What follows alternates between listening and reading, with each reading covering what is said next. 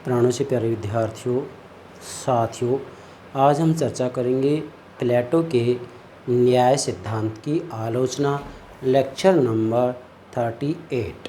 Dear students, जब हम पाश्चात्य राजनीतिक चिंतकों के चिंतन का अध्ययन करते हैं तो सर्वप्रथम हमें प्लेटो से पहले का राजनीतिक चिंतन समझना ज़रूरी है।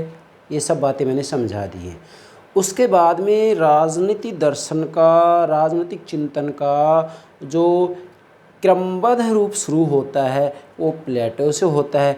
इसलिए प्लेटो को ही राजनीतिक दर्शन का, राजनीतिक सिद्धांत का जनक माना जाता है। और प्लेटो ने जो अपनी रचना रिपब्लिक लिखी है, रिपब्लिक का हिंदी अर्थ होता है आदर्श नगर राज्य व्यवस्था। रिपब्लिक के अंतर्गत प्लेटो ने सबसे ज़्यादा न्याय के बारे में लिखा है।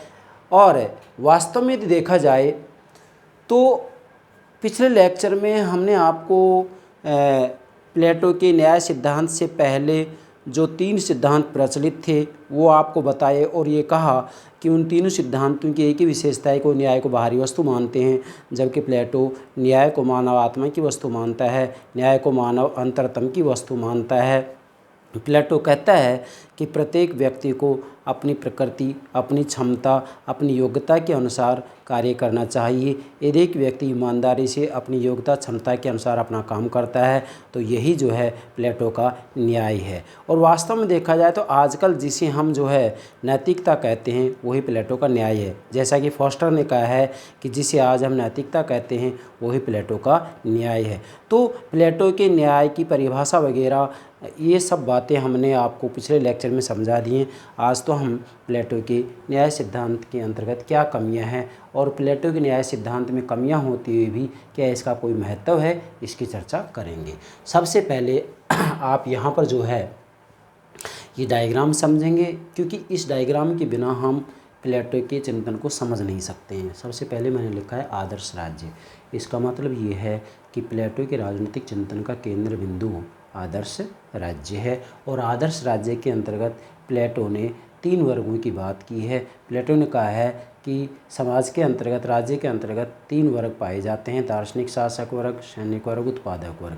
प्लेटो ने ये कहा कि ये जो 3 वर्ग हैं इनका प्रादुर्भाव मानव की आत्मा के आधार पर होता है। मानव की आत्मा में इन्होंने 3 तत्व बताए हैं: विवेक, साहस और तृष्णा। विवेक, साहस और तृष्णा। विवेक से दार्शनिक शासक वर्ग का निर्माण होता है, साहस से सैनिक वर्ग का निर्माण होता है, तृष्णा से उत्पादक वर्ग का निर्माण होता है। बाकी ये सब बातें मैंने पिछले लेक्चर में व्यापक रूप में समझा दी हैं, इसलिए यहाँ ज़्यादा समझाने की आवश्यकता नहीं है। यहाँ तो हम केवल आलोचना की बात करेंगे। तो मानवीय आत्मा के 3 तत्वों के आधार पर समाज में भी या राज्य में भी 3 वर्ग बनते हैं। प्लेटो के समय में राज्य और समाज को पर्यायवाची रूप में इस्तेमाल किया जाता था। प्लेटो के समय में राज्य और समाज में अंतर नहीं माना जाता था। आज राज्य और समाज में अंतर माना जाता है। तो मानवीय आत्मा के 3 तत्वों के आधार पर समाज में 3 वर्ग बनते हैं। इसलिए प्लेटो ने कहा है कि राज्य व्यक्ति का ही विराट रूप है। जैसे मानव की आत्मा में 3 तत्व होते हैं, उसी आधार पर समाज में भी 3 वर्ग बनते हैं, जिनके नाम है दार्शनिक, शासक वर्ग, सैनिक वर्ग, उत्पादक वर्ग। आगे बढ़ते हैं हम। बेटा, वास्तव में यदि देखा जाए तो जो प्लेटो का आदर्श राज्य है, जैसे यहाँ हम त्रिभुज का रूप दे करके इसको समझा सकते हैं। ये आदर्श राज्य हो गया।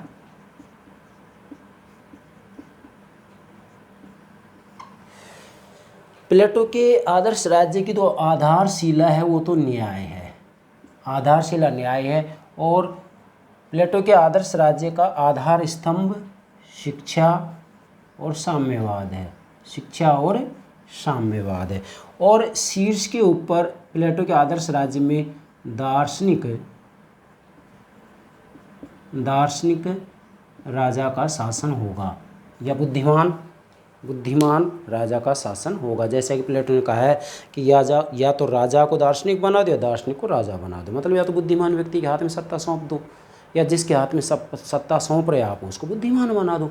तो डेफिनेटली प्लेटो आदर्श राज्य के आधारशिला न्याय को मानता है और आदर्श राज्य का आधार स्तंभ शिक्षा और साम्यवाद को मानता है, जिसमें हम अभी प्लेटो के न्याय सिद्धांत को समझा रहे हैं। और प्लेटो के न्याय सिद्धांत में भी आज हम प्लेटो के न्याय सिद्धांत की आलोचना और महत्व की चर्चा करेंगे। ठीक है बेटा, अब इधर आइए। सबसे पहली बात तो हमने नोट की है कि तत्कालीन परिस्थितियों में प्लेटो की न्याय की जो अवधारणा थी वो उपयोगी थी, महत्वपूर्ण थी। क्यों थी? क्योंकि वास्तव में प्लेटो के समय में, प्लेटो से पहले न्याय के बारे में जो सिद्धांत प्रचलित थे, जैसे थ्रेसिमेकस का सिद्धांत, ग्लूकोन का सिद्धांत, सेफालस का सिद्धांत प्रचलित थे।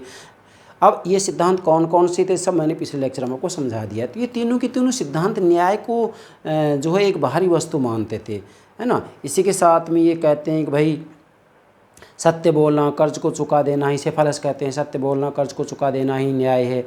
ग्लूकोन कहते हैं न्याय भय का शिशु है। तो डेफिनेटली इस आधार पर देखा जाए तो उस समय प्लेटो ने कम से कम न्याय को नैतिकता के रूप में तो प्रस्तुत किया, इस रूप में प्रस्तुत किया। तो इस रूप में ही जो है वास्तव में प्लेटो के न्याय की अवधारणा की तत्कालीन परिस्थिति में उपयोगिता थी। लेकिन वर्तमान परिस्थितियों में प्लेटो की न्याय की अवधारणा को स्वीकार नहीं किया जा सकता, क्योंकि वर्तमान समय में न्याय को एक कानूनी अवधारणा माना जाता है, जबकि प्लेटो ने न्याय को एक नैतिक अवधारणा के रूप में माना है। जैसा कि फोस्टर ने कहा है कि जिसे आजकल हम नैतिकता कहते हैं वही प्लेटो का न्याय है। आगे बढ़ते हैं। एक विद्वान है शेबाइन कहते हैं यह अत्यधिक स्थैतिक, व्यक्तिनिष्ठ, नैतिक रूप से पतनकारी, मनोवैज्ञानिक एवं अव्यवहारिक है। मतलब जो ये प्लेटो का न्याय सिद्धांत है, एक तो ये स्थैतिक है क्योंकि प्रत्येक वर्ग को जीवन पर्यंत अपना काम करना है। दार्शनिक शासक वर्ग शासन संबंधित काम करेगा, सैनिक वर्ग रक्षा संबंधित काम करेगा, उत्पादक वर्ग उत्पादन संबंधित काम करेगा। ये केवल जीवन पर्यंत अपना एक काम कर सकते हैं, एक ही काम करेंगे तो इससे इनके व्यक्तित्व का संपूर्ण विकास नहीं होगा।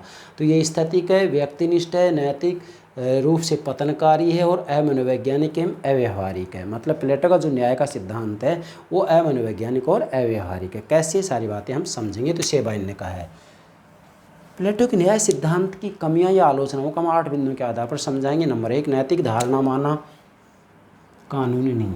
अर्थात प्लेटो ने वास्तविक रूप में जस्टिस को, न्याय को एक नैतिक धारणा माना है, कानूनी नहीं। कैसे? क्योंकि प्लेटो ने कहा है कि समाज में जो 3 वर्ग हैं, दार्शनिक शासक वर्ग, सैनिक वर्ग, उत्पादक वर्ग, ये तीनों की तीनों ईमानदारी से अपना काम करें। जिस व्यक्ति में जो योग्यता हो, जो क्षमता हो, जो उसकी प्रकृति हो, जिस तत्व की उसमें प्रधानता हो, किसी में विवेक ज़्यादा है, किसी में साहस ज़्यादा है, किसी में तृष्णा ज़्यादा है, तो जिस व्यक्ति में जिस तत्व की प्रधानता हो उस कार्य को ही ईमानदारी से करे। लेकिन यहाँ आलोचक कहते हैं कि अगर दार्शनिक शासक वर्ग अपना काम नहीं करे, सैनिक वर्ग अपना काम नहीं करे, उत्पादक वर्ग अपना काम नहीं करे, तो प्लेटो ने दंड की तो कोई व्यवस्था की ही नहीं। इसलिए प्लेटो के न्याय का सिद्धांत केवल एक नैतिक सिद्धांत है, नैतिक अवधारणा है, कानूनी सिद्धांत, कानूनी अवधारणा नहीं है। दूसरा, व्यक्ति को राज्य का अधीनस्थ बना देना। प्लेटो ने वास्तविक रूप में अपने न्याय सिद्धांत के द्वारा जो है व्यक्ति को राज्य का अधीनस्थ बना दिया। क्यों बना दिया राज्य का अधीनस्थ? क्योंकि एक व्यक्ति जीवन पर्यंत केवल एक ही काम करेगा। उत्पादक वर्ग के लोग उत्पादन संबंधित काम करेंगे जीवन पर्यंत, सैनिक वर्ग के लोग सेना से संबंधित, रक्षा संबंधित काम जीवन पर्यंत करेंगे, दार्शनिक शासक वर्ग के लोग सत्ता से संबंधित कार्य जीवन पर्यंत करेंगे। तो ऐसी स्थिति में यहाँ पर जो है प्लेटो ने अपने न्याय सिद्धांत के द्वारा व्यक्ति को राज्य का अधीनस्थ बना दिया, व्यक्ति को एक जो है साधन बना दिया इन्होंने। तीसरा, अत्यधिक एकीकरण पर बल। प्लेटो ने अपने न्याय सिद्धांत के द्वारा अत्यधिक एकीकरण के ऊपर बल दिया है, जो कि उचित नहीं है। मतलब वास्तव में प्लेटो ने अपने न्याय सिद्धांत के द्वारा व्यक्ति और राज्य के अंतर्गत इस रूप में एकीकरण कर दिया जिस रूप में कि एकीकरण नहीं किया जाना चाहिए था। कि मानवीय आत्मा के 3 तत्वों के आधार पर ही 3 वर्गों का निर्माण होता है। और चौथा है अत्यधिक पृथकनीय। प्लेटो ने एक तरफ तो जो है अत्यधिक एकीकरण किया, लेकिन दूसरी तरफ अत्यधिक पृथक्करण कर दिया। कैसे कर दिया? दार्शनिक शासक वर्ग के लोग जीवन पर्यंत अपना काम करेंगे, सत्ता संबंधित काम करेंगे, सैनिक वर्ग के लोग जीवन पर्यंत रक्षा संबंधित काम करेंगे, उत्पादक वर्ग के लोग जीवन पर्यंत उत्पादन संबंधित काम करेंगे। तो इन्होंने क्या कर दिया? इनका बिल्कुल पृथक्करण कर दिया। दार्शनिक शासक वर्ग एक तरफ, सैनिक वर्ग एक तरफ, उत्पादक वर्ग एक तरफ। और किसी भी राज्य के अंतर्गत अत्यधिक पृथकीकरण यदि कर दिया जाता है तो वह भी श्रेष्ठ सिद्धांत नहीं हो सकता। 5वां है प्रजातंत्र विरोधी।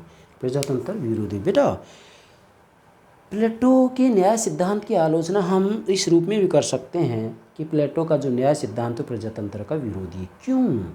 क्योंकि प्रजातंत्र का जो आधार स्तंभ होता है वो स्वतंत्रता और समानता का सिद्धांत होता है। लेकिन प्लेटो की न्याय सिद्धांत के अंतर्गत किसी भी रूप में किसी व्यक्ति को कोई स्वतंत्रता नहीं है और ना कोई समानता है, क्योंकि मानवीय आत्मा के 3 तत्वों के आधार पर, जैसे मानवीय आत्मा के 3 तत्व हैं, 3 तत्वों के आधार पर, 3 तत्वों के, पहला तत्व है मानवीय आत्मा का विवेक, दूसरा है साहस, समझे बेटा, तीसरा है तृष्णा। 3 तत्वों के आधार पर 3 वर्ग बनते हैं। विवेक के आधार पर दार्शनिक शासक वर्ग, साहस के आधार पर सैनिक वर्ग, तृष्णा के आधार पर उत्पादक वर्ग।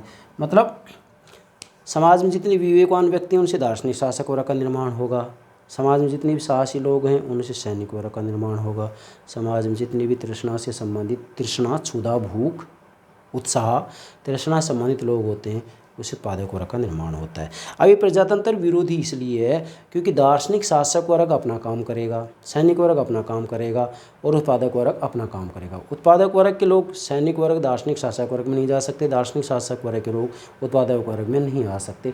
इसका मतलब यहाँ किसी भी रूप में स्वतंत्रता और समानता को स्वीकार नहीं किया गया है।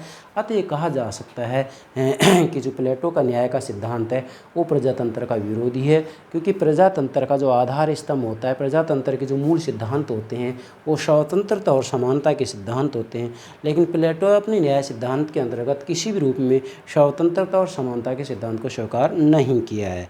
छठी आलोचना है विरोधाभास। देखो बेटा, विरोधाभास, अंतर्विरोध, ये एक ऐसी आलोचना है जो सभी राजनीतिक विचारकों पर लागू होती है। मतलब चाहे प्लेटो हो, अरस्तु हो, एक्विनास हो, मैकियावेली हो, होब्स, लोक, रूसो, बेंथम, मील, मार्क्स, कोई भी हो, ये एक तरफ कुछ कह देते हैं, दूसरी तरफ कुछ कह देते हैं, इसी को विरोधाभास कहते हैं। मतलब एक व्यक्ति जब एक तरफ तो कुछ कहे, दूसरी तरफ कुछ कहे तो विरोधाभास होता है, अंतर्विरोध होता है। तो प्लेटो में क्या विरोधाभास है, ध्यान देंगे। प्लेटो में विरोधाभास ये है कि जब ये समाज के 3 वर्ग बताता है, दार्शनिक शासक वर्ग, सैनिक वर्ग, उत्पादक वर्ग, और प्लेटो ये कहता है कि दार्शनिक शासक वर्ग, सैनिक वर्ग, उत्पादक वर्ग ये तीनों अपना अपना काम करेंगे और एक दूसरे के कार्य में हस्तक्षेप नहीं करेंगे।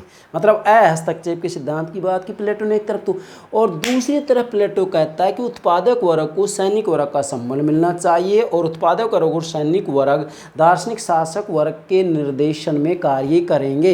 इसका मतलब एक तरफ तो प्लेटो कह रहा है कि दार्शनिक शासक वर्ग, सैनिक वर्ग, उत्पादक वर्ग एक दूसरे के कार्य में हस्तक्षेप नहीं करेंगे, और दूसरी तरफ प्लेटो ने ये भी कह दिया कि उत्पादक वर्ग और सैनिक वर्ग दार्शनिक शासक वर्ग के निर्देशन में काम करेंगे। इसका मतलब अंतर्विरोध हो गया। एक तरफ कुछ कह रहे हैं, एक तरफ तो ये कह रहे हैं कि तीनों एक दूसरे कार्य में हस्तक्षेप नहीं करेंगे, और दूसरी तरफ कह रहे हैं कि दार्शनिक शासक वर्ग जो है सैनिक वर्ग उत्पादक के कार्य में हस्तक्षेप करेगा। भाई हस्तक्षेप करेगा तभी तो इनका नेतृत्व और निर्देशन कर पाएगा।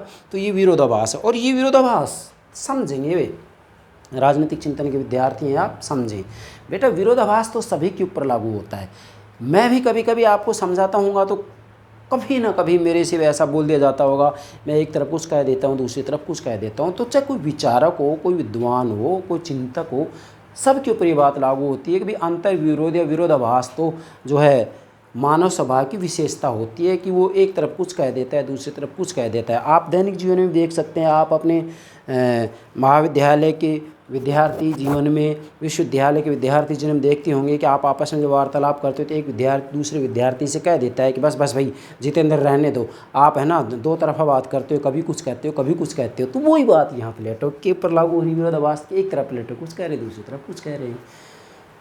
7वां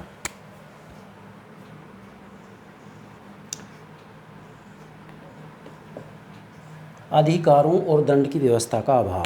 प्लेटो के न्याय सिद्धांत की जो 7वीं कमी है वो ये है कि वास्तव में प्लेटो ने अपने न्याय सिद्धांत के अंतर्गत किसी भी रूप में व्यक्तियों के अधिकारों की बात नहीं की है। दार्शनिक शासक वर्ग, सैनिक वर्ग, उत्पादक वर्ग के अधिकारों की बात नहीं की है। क्या अधिकारों की बात नहीं की, केवल कर्तव्य की बात की। दार्शनिक शासक वर्ग अपने कर्तव्य को पूरा करे, सैनिक वर्ग अपने कर्तव्य को पूरा करे, उत्पादक वर्ग अपने कर्तव्य को पूरा करे। उत्पादक वर्ग उत्पादन संबंधित कार्य करे, वस्तु में मिलावट ना करे। सैनिक वर्ग रक्षा संबंधित कार्य करे, सीमाओं के अंतर्गत घुसपैठ ना होने दे, रिश्वत ना ले। दार्शनिक शासक वर्ग ईमानदारी से अपना काम करे, सत्ता से संबंधित काम करे। आज के संदर्भ में देखेंगे तो हम कहेंगे कि महाविद्यालय के प्रोफेसर, वकील वगैरह जो होते हैं इसी वर्ग में आते, तो इनको ईमानदारी से अपना कार्य करना चाहिए। तो कहने का मतलब ये है कि प्लेटो केवल इनके कर्तव्य की बात करता है, इनको कोई अधिकार नहीं दिया गया है। एक तो ये कमी है, और इसके साथ में दंड की व्यवस्था का भी अभाव है।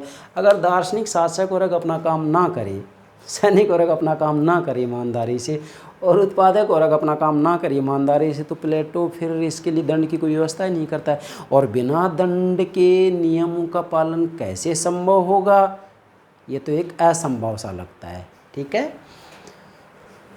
8वां, यह सिद्धांत प्रेरणात्मक नहीं, केवल सीमा निर्धारित करने वाला सिद्धांत है। ध्यान दें, प्लेटो का जो न्याय का सिद्धांत है ये प्रेरणात्मक नहीं है, केवल सीमा निर्धारित करने वाला सिद्धांत है। मतलब प्लेटो का न्याय का सिद्धांत केवल एक सीमा निर्धारित करने वाला सिद्धांत है। क्या सीमा निर्धारित करने वाला है कि दार्शनिक शासक वर्ग को अपना काम करना है, सत्ता संबंधित काम करना है, सैनिक वर्ग को रक्षा संबंधित काम करा है, उत्पादक वर्ग को उत्पादन संबंधित काम करना है। तो ये केवल एक सीमा निर्धारित करता है कि एक वर्ग को जीवन पर्यंत एक ही काम करना है।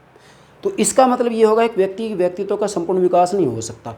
उत्पादक वर्ग जीवन पर्यंत अपना काम कर रहा है, जीवन पर्यंत, तो इसको जो है सत्ता से संबंधित, रक्षा से संबंधित कोई ज्ञान प्राप्त नहीं होगा। सैनिक है केवल रक्षा से संबंधित काम कर रहा है, लेकिन इसको उत्पादन और सत्ता संबंधित ज्ञान नहीं होगा। दार्शनिक शासक वर्ग अगर सत्ता संबंधित ज्ञान है, सत्ता संबंधित काम करेगा, लेकिन रक्षा और उत्पादन संबंधित काम नहीं कर सकता, तो एक व्यक्ति की व्यक्तित्व का पूरा विकास नहीं हो सकता। इसलिए ये जो सिद्धांत है प्रेरणात्मक नहीं है, केवल सीमा निर्धारित करने वाला सिद्धांत है। अर्थात एक व्यक्ति को जीवन पर्यंत एक ही काम करना है, उसमें योग्यता होते हुए वो दूसरा काम नहीं कर सकता। इसलिए जो ये सिद्धांत ये केवल सीमा निर्धारित करता है कि एक व्यक्ति को जीवन पर्यंत इन सीमाओं के अंतर्गत रहना है। इसके बाद में कार्ल पॉपर कहते हैं कि प्लेटो के न्याय सिद्धांत में सर्वाधिकारवादी राज्य के अंकुर छिपे हुए हैं। अर्थात प्लेटो का जो न्याय का सिद्धांत है इसमें सर्वाधिकारवादी राज्य के अंकुर छिपे हुए हैं। क्यों छिपे हुए हैं? क्योंकि सैनिक वर्ग, उत्पादक वर्ग दार्शनिक शासक की अधीनता में काम करेंगे। दार्शनिक शासक सब कुछ होगा, दार्शनिक शासक के ऊपर कानून और संविधान का कोई प्रतिबंध नहीं होगा। ठीक है बेटा। और इसके बाद में प्लेटो के न्याय सिद्धांत के महत्व की चर्चा करते हैं। प्लेटो के न्याय सिद्धांत के महत्व की चर्चा में सबसे पहले आप लिखेंगे कि प्लेटो का न्याय का जो सिद्धांत है तत्कालीन परिस्थितियों में उपयोगी था। क्यों? क्योंकि प्लेटो के समय में जो तत्कालीन परिस्थितियाँ थी उस समय क्या था कि न्याय को एक बाहरी वस्तु माना जा रहा था। न्याय को एक प्रकार से जो है भय का शिशु माना जा रहा था। शक्तिशाली का हित ही न्याय है, इस रूप में न्याय को परिभाषित किया जा रहा था। तो ऐसी स्थितियों में प्लेटो ने इन सब बातों का अस्वीकार कर दिया और ये कह दिया है कि प्लेटो का जो न्याय है वो बाहरी वस्तु नहीं है, बल्कि प्लेटो का जो न्याय है वो मानव आत्मा की वस्तु है, मानव अंतरतम की वस्तु है। प्रत्येक व्यक्ति को अपनी योग्यता, क्षमता, प्रकृति के अनुसार, प्रवृत्ति के अनुसार अपने काम को करना चाहिए। जिस व्यक्ति में जो योग्यता है उसके अनुसार अपने काम को करे, अपने कर्तव्यों को करे। यदि प्रत्येक मनुष्य ऐसा करता है तो निश्चित रूप में वह न्याय की श्रेणी के अंतर्गत आता है। अर्थात प्रत्येक व्यक्ति को अपनी योग्यता, क्षमता के अनुसार जो काम सौंपा गया है उस काम को ही किया जाए। यदि एक व्यक्ति ऐसा करता है तो वह व्यक्ति न्यायी है। और यदि तीनों वर्ग अपना अपना काम ईमानदारी से करते हैं तो ऐसा समाज या राज्य न्यायी होगा। व्यक्ति व्यक्तिगत स्तर पर जो तत्व की किसी में प्रधानता होती है, किसी में विवेक ज़्यादा है, किसी में साहस ज़्यादा है, किसी में तृष्णा ज़्यादा है, तो जिसमें जिस तत्व की प्रधानता है यदि वो व्यक्ति वही काम करता है तो वो व्यक्ति न्यायी है। और यदि समाज के तीनों वर्ग अपना अपना काम करते हैं तो वह समाज या राज्य न्यायी है। इसलिए प्लेटो ने न्याय के दो प्रकार बताए, व्यक्तिगत न्याय और सामाजिक या राजनीतिक न्याय। सामाजिक या राजनीतिक न्याय एक इसलिए माना जाता है क्योंकि प्लेटो के समय में राज्य और समाज में अंतर नहीं माना जाता था। नेक्स्ट, प्लेटो के न्याय सिद्धांत का महत्व सबसे ज़्यादा ये है क्या कि प्लेटो का न्याय स्वधर्म का दार्शनिक शासक वर्ग अपने कर्तव्य का पालन करे, सैनिक वर्ग अपने कर्तव्य का पालन करे, उत्पादक वर्ग अपने कर्तव्य का पालन करे। स्वधर्म का, सदाचरण का, ये सभी अपनी योग्यता के अनुसार अपना अपना काम करेंगे। सदाचरण का नैतिकता का सिद्धांत है जो कानूनी न्याय की अपेक्षा कहीं अधिक व्यापक है। मतलब प्लेटो का न्याय सिद्धांत वास्तविक रूप में देखा जाए इसलिए महत्वपूर्ण है कि जब समाज के अंतर्गत जो वर्ग हैं ये सभी वर्ग, दार्शनिक शासक वर्ग, सैनिक वर्ग, उत्पादक वर्ग ईमानदारी से अपना अपना काम करते हैं तो ऐसी स्थिति में उस समाज के अंतर्गत न्याय की स्थापना होगी। और जब समाज में न्याय की स्थापना होगी तो वास्तविक रूप में उस न्याय के आधार पर जिस आदर्श राज्य की स्थापना की जाएगी वह आदर्श राज्य वास्तविक रूप में एक न्यायी राज्य होगा, न्यायी आदर्श राज्य होगा। और न्यायी आदर्श राज्य होगा तो इसमें सभी व्यक्ति अमन चैन प्रसन्नता से अपना जीवन व्यतीत करेंगे। अतः अंत में ये कह सकते हैं कि प्लेटो का न्याय सिद्धांत के अंतर्गत केवल कमियां ही नहीं है, बल्कि प्लेटो के न्याय सिद्धांत के अंतर्गत प्लेटो ने कम से कम ये बात तो बताई है कि जिस व्यक्ति में जो योग्यता है, जिस व्यक्ति की जो क्षमता है, उसके अनुसार उसको अपना काम करना चाहिए। एक व्यक्ति यदि ऐसा करता है तो वह व्यक्ति न्यायी है, और समाज के तीनों वर्ग यदि ऐसा करते हैं तो वह समाज या राज्य न्यायी है। यही प्लेटो के न्याय सिद्धांत का महत्व है। मुझे विश्वास है आप प्लेटो के न्याय सिद्धांत की आलोचना को और इसके महत्व को अच्छे से समझ गए होंगे। यस बेटा, okay, thank you very much, thank you very much.